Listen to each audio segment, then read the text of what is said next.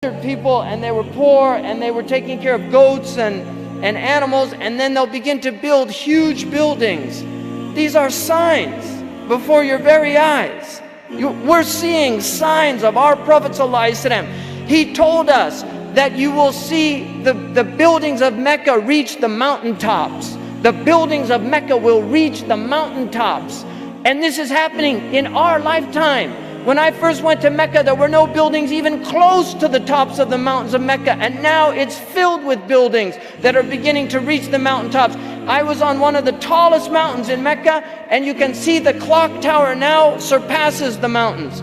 The Prophet ﷺ said in a hadith, he said, إِذَا رَأَيْتُم مَكَّةَ بُعِجَتْ كَظَائِمًا. If you see Mecca, if you see its mountains with holes pierced through them, this is what it means.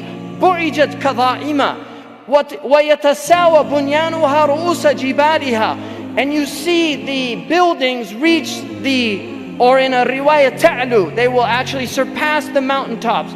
And then he said, فَقَدْ أَظَلَّتَ السَّاعَةُ.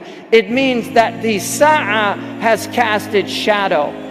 Imam As-Suyuti says in this, هِيَ عِبَارَةٌ عَنْ دُنُوَ السَّاعَةِ. It means that the hour is near, it's coming close. But if you took that literally, and in hadith tradition, in the usuli tradition, asrul kalam al-haqiqa, that if the Prophet says something, you should always interpret it literally, unless there's a reason to go to a metaphorical interpretation. Now we have the clock tower casting a shadow over the Kaaba. So the clock tower, what do they call it in Saudi Arabia? As-sa'a. لَقَدْ أَظَلَّتَ السَّاعَةُ. You could take it literally, the clock has cast its shadow over the Kaaba.